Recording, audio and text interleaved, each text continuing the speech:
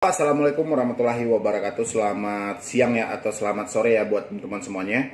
Khususnya yang selalu menantikan video terbaru atau updatean terbaru dari channel Solusi Utang.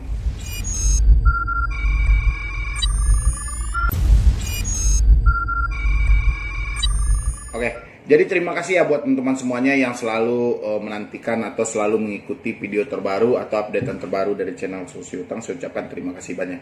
Jadi seperti judul video kita hari ini yaitu sebar data lunas. Ini cerita lama dari pinjaman online. Karena banyak di sini pertanyaannya, Bang, sebar data lunas. Ada juga saya menemukan pinjam di pinjol ilegal tidak perlu dibayar. Ini info 2019 dari Kominfo sendiri. Jadi ini yang mau kita bahas hari ini. Nggak ada salahnya kita angkat lagi cerita lama mungkin ya, cerita lama, dan Anda yang baru gagal bayar mungkin baru menemukan yang seperti ini sehingga Anda kebingungan benar atau tidak ya. Jadi Anda mencari pembenarannya melalui channel ini. Semoga aja dengan video ini itu terjawab dari pertanyaan Anda. Tapi sebelumnya yang belum support channel ini silahkan di support dulu. Semoga saya makin semangat, makin gigih lagi mencarikan solusi dan motivasi buat Anda semuanya.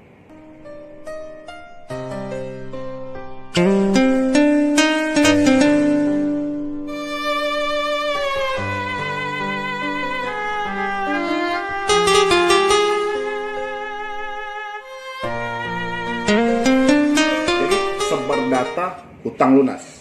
Ini puluhan pertanyaan, ratusan pertanyaan dari orang-orang yang baru gagal bayar pinjol sehingga masuk ke channel ini dan me-WA ke tim saya. Pertanyaannya hampir sama seperti itu. Bang, benar nggak ya sebar data hutang lunas? Data kita sudah disebar, kita sudah diteror ke orang sekitar, hutang kita dianggap lunas. Pokoknya banyak versi tentang sebar data hutang lunas, ya. Terutama buat Anda yang baru gagal, yang baru telat bayar, mungkin masih kebingungan, mungkin masih ketakutan, benar nggak ini ya? Kalau data kita disebar, ini hutang kita anggap lunas. Nanti debt collector terus meneror saya, terus mencari informasi tentang saya, menghubungi orang sekitar saya. Pasti pertanyaan Anda seperti itu karena rata-rata debitur itu ketika dia mendapatkan satu jawaban, dia akan menimbulkan satu pertanyaan lagi. Ya, dapat lagi jawabannya, dia menimbulkan satu pertanyaan lagi, karena itu manusia, tidak akan ada kata puas. Apalagi Anda yang terjebak di pinjol saat ini pasti mencari pembenaran di balik kata-kata yang sebenarnya. Ya. Jadi gini, sebar data hutang lunas. Ini sebetulnya saya sudah pernah bahas di video saya sekitaran 2019. Saya bahas mungkin ada di 2 sampai 3 video tentang sebar data hutang lunas. Ya. Mungkin dulu itu banyak yang membuat seperti itu di channel-channelnya, mungkin banyak seperti itu. Yaudah, sebar data hutang lunas. Sebar data hutang lunas. Ya. Itu memang bisa, Anda pakai memang bisa. Tapi jangan Anda sampaikan pada debt collector. Karena banyak di sini dari teman-teman itu ketika ada debt collector yang sebar data, yaudah sebar data hutang lunas. Anda sampaikan pada debt collector, itu tidak berlaku. Jadi ketika Anda mengetahui kalau data saya sudah disebar, saya nggak akan bayar lagi, itu cukup tanamkan dalam hati Anda aja. Tidak usah di publik. Jadi jangan sampai Anda bilang, saya nyumpain di YouTube, sebar data hutang lunas. Nanti debt collectornya malah bilang, ini aturan dari mana? Ya. Emang ada pernah sebelumnya perjanjian seperti itu? Ya pandailah debt collector kan menjelaskan. Makanya saya bilangin ketika Anda memahami satu konten di YouTube tentang sebar data hutang lunas, itu pahami dalam diri Anda aja.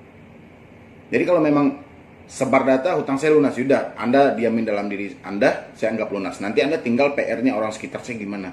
Nanti kalau misalnya orang sekitar saya diteror, gimana ya saya menjelaskannya. Ukurannya Anda lompatannya yang Anda cari. Jangan berpatok tentang sebar data hutang lunas, karena Anda sudah tahu kan. Makanya di situ banyak yang keliru. Ya. Jadi kalau misalnya memang iya sekarang itu sebar data itu kan memang sudah ibarat sayur dengan garam ketika kita berhubungan dengan pinjol. Kalau data kita tidak disebar oleh pinjol, itu bukan pinjol namanya. Tapi sebar data lah, makanya disebut dengan pinjol. Ketika kita telat bayar, tidak mampu bayar, gagal bayar, data kita disebar, itu sudah hukumnya kita terjebak di pinjol. Tapi kita jangan pernah bilangin sebar data hutang lunas, jangan pernah bilangin lagi. Kalau memang data Anda sudah sebar, ya udah coret, aplikasinya dicoret. Anggap lunas, tapi tidak perlu dipublikasi. Tinggal PR-nya kayak mana nanti orang sekitar kita yang diteror, kayak teman, ibu, bapak, dan lain-lainnya, pokoknya masih banyak kan. Kayak mana nanti kita mengkondisikan orang itu apabila ada argumentasi atau ada penyampaian dari mereka, misalnya ini gimana kok tiba-tiba ada panggilan yang seperti ini, tiba-tiba ada SMS yang seperti ini gimana? Nanti tinggal PR kita menjelaskan sama orang sekitar kita tentang penyebaran data. Karena kita sudah memastikan tadi ini sebar data lunas. Jadi tinggal menghadapi orang sekitar, apalagi nanti debt collector tambahan. Ya, dulu saya juga pernah 2019 itu siapa yang disebut dengan pihak ketiga oleh pinjol ilegal, siapa yang disebut dengan debt collector tambahan oleh pinjol ilegal, yaitu tadi orang-orang sekitar Anda yang mereka manfaatkan untuk mengambil tagihan bersama Anda. Jadi dia akan adu domba orang sekitar Anda sehingga menjadi debt collector tambahan tanpa mereka harus bekerja di aplikasi itu. Jadi itu Anda pahami ya. Jadi misalnya kalau Anda masih menemukan beberapa video di YouTube misalnya sebar data hutang lunas, kurang lebih seperti itu. Jadi kita nggak perlu menyampaikan lagi sama debt collector bahwa hutang kita telah lunas, nggak perlu. Yang penting saat ini tanamkan aja, berarti data kita sudah disebar, hutang kita yang 1 juta kita anggap lunas. Karena lebih berharga nama baik daripada hutang 1 juta. Tapi jangan disampaikan, cukup dalam hati aja. Hadapi orang sekitar, insya Allah semuanya pasti akan lewat. Jadi satu lagi pertanyaan yang sering juga ditanyakan teman-teman itu, pinjam di pinjol ilegal nggak usah bayar kata Kominfo. Ini juga cerita lama tentang pinjol. Ini kalau nggak salah saya, ini 2018 Kominfo menyampaikan, pinjam di pinjol ilegal tidak perlu dibayar. Ya. Kenyataannya 2019 keluar lagi informasi dari OJK, bayar aja pokok yang dipinjol ilegal, tidak usah bayar bunganya. Jadi ini dua ide atau dua solusi yang saling bertolak belakang. Ya, tapi kalau saya menyarankan pinjam di pinjol ilegal memang nggak perlu Anda bayar. Buat apa Anda bayar? Dia jelas aja nggak ada di Indonesia ini. Ya, keberadaan dia entah di mana, legal standing dia itu seperti apa, badan hukumnya seperti apa, sertifikasinya seperti apa, penerapan bunga seperti apa, dan banyak lagi. Jadi ngapain kita harus bayar? Ya, karena semakin kita bayar itu hutang ini tidak semakin selesai.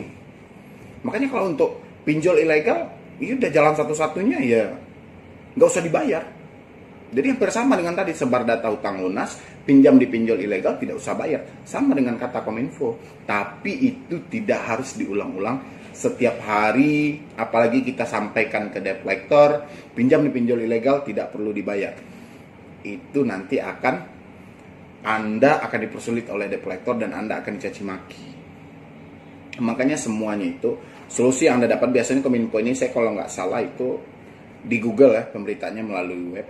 Salah satu surat kabar yang menyampaikan seperti itu, dan dia tulis di webnya bahwa pinjam di pinjol ilegal tidak usah dibayar, pinjamlah sebanyak-banyaknya. Ya, seperti itu kalau nggak salah di situ. Tapi itu sebenarnya memang iya.